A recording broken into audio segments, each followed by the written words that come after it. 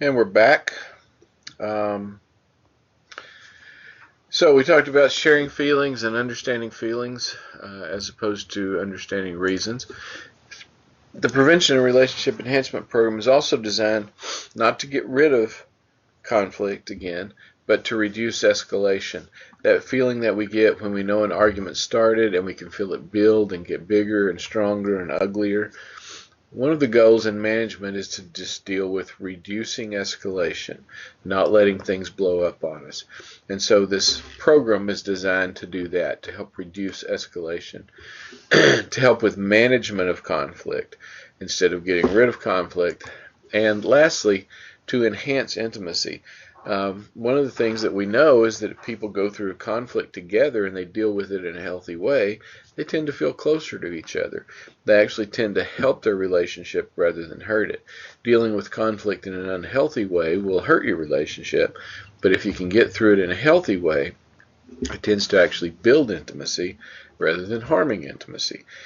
Again, a lot of people think, oh, we've got to get rid of conflict and not have any conflict so we can have a good relationship.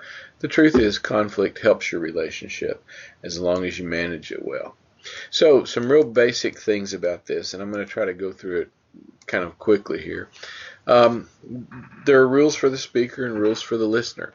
Now, if you teach this to a couple, you can play around with it. You don't have to be, uh, stiff about it and inflexible. But some of the basic things really do help and really do make sense in helping people work through their stuff.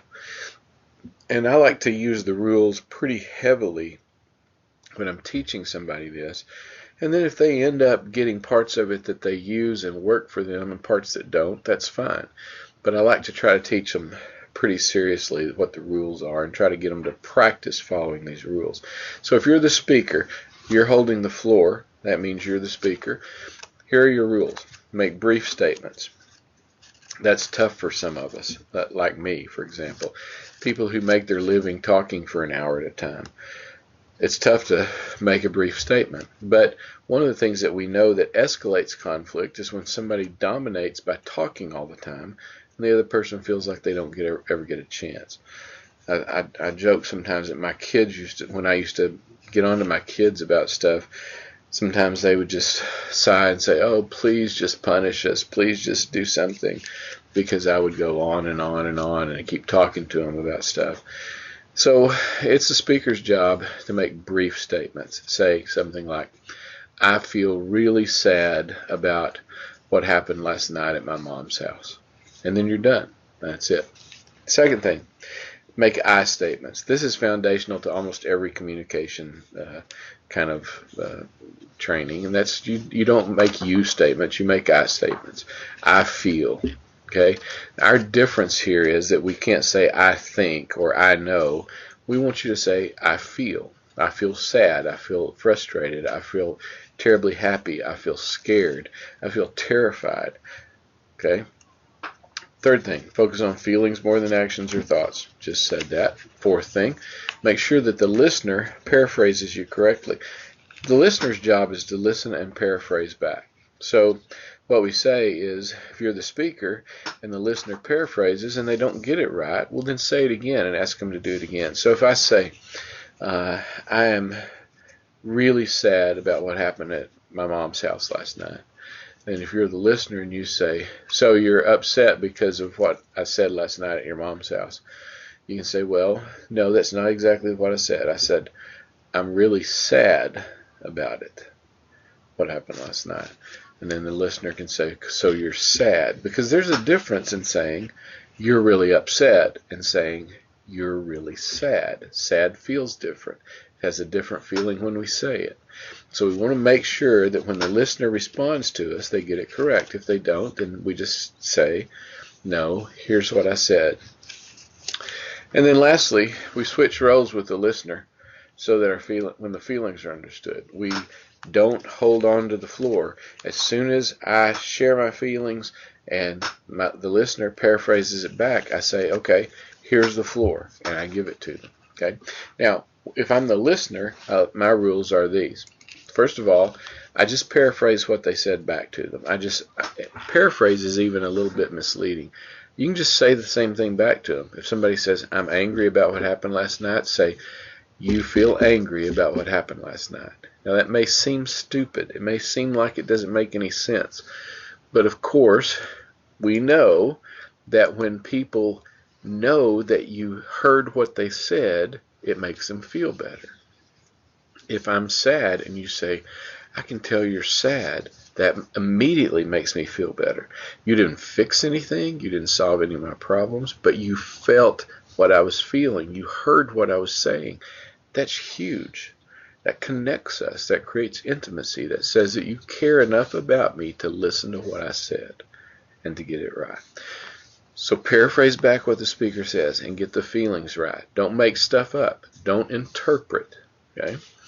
In fact, that's the last thing you see on the list there. No interpretations. No arguing. No rebuttals. Your job is to listen and to paraphrase back. That's it. Nothing else. When you have the floor, you can do other things. When you don't have the floor, your only job is to listen. Okay?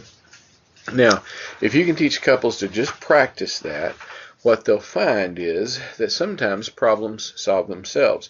Now, before we start with Gottman, let me say really quickly, this doesn't mean that you never deal with issues, that you never deal with what happened, or you never deal with reasons. What it means is that you have to deal with feelings first. Once we talk about how this thing made us feel and what we're feeling now, then we can say, okay, what should we do about it? Because for the truth is, if I know that something made my wife feel scared, for example, or if I know that something that we did made her feel anxious, then I'm going to problem solve differently because I care about how she feels. I'm going to be very careful about what I say. I'm going to be thinking about her, not just about solving the problem. And that changes things. It changes things drastically. So we can deal with problems and issues. We're still going to have to decide what to do with our money, or whether our teenage kid can go to a party or not, or where we're going to spend Thanksgiving. But we do that after we talk about how we feel. That's really, really important to us. Now we're going to shift gears and go from the folks at the University of Denver to one of the premier marriage counseling people in the country, and that's John Gottman. Gottman's done lots of stuff, written lots of self-help books. He's kind of a guru in the couples counseling area. He's got lots of self-help books out there.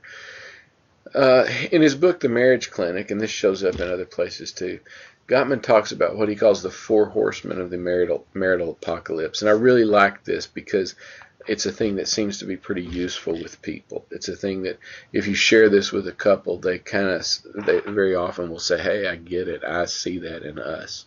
And sometimes that's really helpful to them. So what Gottman says is there are 4 things that destroy our relationship. The 4 horsemen of the apocalypse. The first one is criticism. Okay. Now he says criticism is when you attack the person instead of saying something about the behavior. For example, if I say, you don't ever cook very well, or I hate what you cook. That's very different than saying, honey, I don't care for broccoli. I'm sorry, but I just don't care for broccoli. It always reminds me of my wife told me after we'd been married like 20 years, one day she said, I don't like jalapenos and stuff. And I thought, what? Where did that come from? Because I'm the cook at our house. And it was okay, but she finally told me. And I thought, I've gone all these years and I don't think I really knew that. But she didn't say, I hate it when you fix this, or I don't like the way you do this. She said, I don't care for these peppers. Okay, no big deal. I quit putting jalapenos in stuff that she was going to eat. Criticism is when we attack the person instead of the behavior. Defensiveness. Defensiveness is when you know what defensiveness is. It's anytime something comes up and we feel defensive. If my wife says, I'm worried about money, and I say, I haven't been spending any money. I don't know where our money's going. I haven't been doing anything. Why do you always complain about money? And I get defensive and start and I create tension, and I quit listening, and I quit paying attention to her, and I start worrying about me and worrying about how that made me feel and what that's doing to me.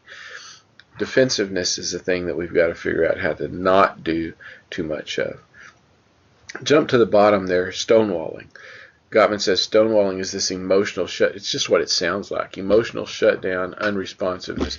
It's when there's a conflict and my response to it is to leave the room, or to just stare at the television and not listen, or to kind of just put up an imaginary wall between myself and my partner and not hear what they're saying. Now, the reason we skipped there is because I want you to hear this, and this is one of Gottman's ideas. He says for criticism and defensiveness and stonewalling, relationships can handle a little bit of those because they're very normal and we all do them a little bit. But your relationship can't handle very much of that. We can do some criticism. We can be kind of defensive. Occasionally we can stonewall and shut our partner out, but not very much. And if there's a place where we cross that line, it will begin to be detrimental to our relationship. It begins to hurt us. Okay, so a little bit of those, but not very much. The last thing, contempt, Gottman says, you can't tolerate that at all. And we'll deal with that when we come right back.